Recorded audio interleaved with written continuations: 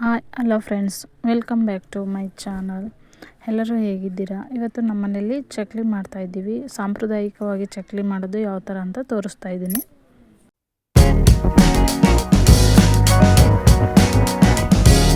ಈಸಿಯಾಗಿ ಚಕ್ಲಿ ಮಾಡೋದು ಹೇಗೆ ಅಂತ ತೋರಿಸ್ಕೊಡ್ತಾ ಇದ್ದೀನಿ. ಇದನ್ನು ಕೂಡ ವಿಶೇಷವಾಗಿ ಗಣೇಶ ಹಬ್ಬಕ್ಕೆ ಮಾಡ್ತೀವಿ. ರುಚಿಯಾದ ಗರಿಗರಿಯಾದ ಚಕ್ಲಿ ಹೇಗೆ ಮಾಡೋದು ಅಂತ ನೋಡ್ಕೊಂಡು ಬರೋಣ. ಇದಕ್ಕಿಂತ ಮುಂಚೆ ನೀವು ನಮ್ಮ ಚಾನಲ್ನ ಸಬ್ಸ್ಕ್ರೈಬ್ ಮಾಡಿಲ್ಲ ಅಂದರೆ ಸಬ್ಸ್ಕ್ರೈಬ್ ಮಾಡ್ಕೊಳ್ಳಿ. ಪಕ್ಕದಲ್ಲಿರುವ ಬೆಲ್ ಬಟನನ್ನು ಕ್ಲಿಕ್ ಮಾಡಿ.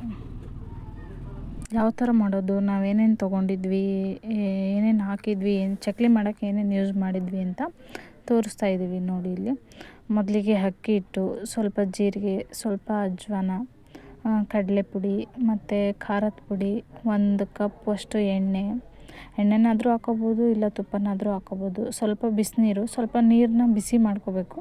ತುಂಬ ಬಿಸಿ ಅಲ್ಲ, ಒಂದು ಸ್ವಲ್ಪ ಮೀಡಿಯಮ್ ಬಿಸಿಯಾಗಿರಬೇಕು. ಇದನ್ನಿಷ್ಟನ್ನು ಚಕ್ಲಿ ಮಾಡೋಕ್ಕೆ ರೆಡಿ ಮಾಡ್ಕೊಂಡಿದ್ದೀವಿ. ಇದಕ್ಕೆ ಅಕ್ಕಿ ಹಿಟ್ಟು ಹಾಕಿದ್ವಲ್ಲ, ಅದಕ್ಕೆ ಸ್ವಲ್ಪ ಸಣ್ಣ ಕಾಳು, ಸ್ವಲ್ಪ ಜೀರಿಗೆ, ನಂತರ ಸ್ವಲ್ಪ ಕಡಲೆ ಮಾಮೂಲಿ ಕಡ್ಲೆ ಇರುತ್ತಲ್ಲ, ಅದನ್ನು ಈ ಥರ ಮಿಕ್ಸಿಲಿ ಪುಡಿ ಮಾಡ್ಕೊಂಡಿದ್ವಿ ಸಣ್ಣದಾಗಿ. ಅದಕ್ಕೆ ಸ್ವಲ್ಪ ಈಗ ಖಾರದ ಪುಡಿ, ನಿಮಗೆ ಖಾರ ಎಷ್ಟು ಬೇಕೋ ಅಷ್ಟು ನೋಡಿ ಖಾರ ಹಾಕೋಬೇಕು. ನಂತರ ಸ್ವಲ್ಪ ಉಪ್ಪು, ರುಚಿಗೆ ತಕ್ಕಷ್ಟು ಉಪ್ಪು, ನಂತರ ಸ್ವಲ್ಪ ಎಣ್ಣೆ ಬಿಸಿ ಮಾಡಿ ಇಟ್ಕೊಂಡಿದ್ವಿ. ಈಗ 1 ಕಪ್ಪಲ್ಲಿ ಅರ್ಧ ಕಪ್ಪಷ್ಟು ಎಣ್ಣೆನ ಬಿಸಿ ಮಾಡಿ ಇಟ್ಕೊಂಡಿದ್ವಿ. ಈಗ ಆ ಎಣ್ಣೆನ ಮಿಕ್ಸ್ ಮಾಡ್ಕೊತಾ ಇದ್ದೀವಿ.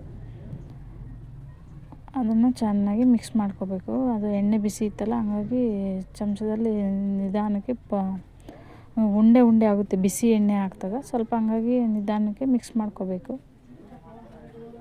ಈ ಥರ ಮಿಕ್ಸ್ ಮಾಡಿ ನಾವು ಕಲಿಸ್ಲಿಕ್ಕೆ ಅದು ಜಾಸ್ತಿ ಆಗುತ್ತೆ ಅಂತ ಅಂದ್ಬಿಟ್ಟು ಸಪ್ರೇಟು ಡಿವೈಡ್ ಮಾಡ್ಕೊಂಡಿದ್ವಿ ನೋಡಿ. ನಾವು ಈ ಥರ 3 ಭಾಗ ಮಾಡ್ಕೊಂಡಿದ್ವಿ, ಯಾಕಂದರೆ ಕಲಸೋಕ್ಕೆ ಸರಿ ಅನ್ಸಲ್ಲ, ಟೇಸ್ಟು ಗೊತ್ತಾಗಲ್ಲ.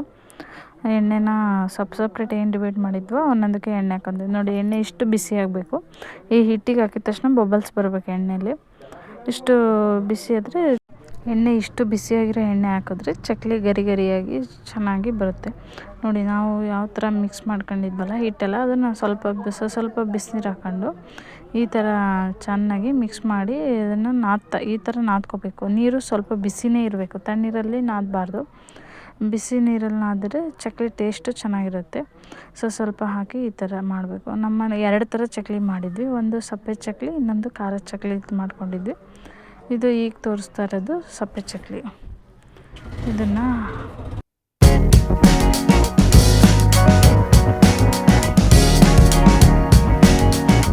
ನಮ್ಮನೇಲಿ ನಾವು ಇದೇ ರೀತಿ ಚಕ್ಲಿ ಮಾಡೋದು.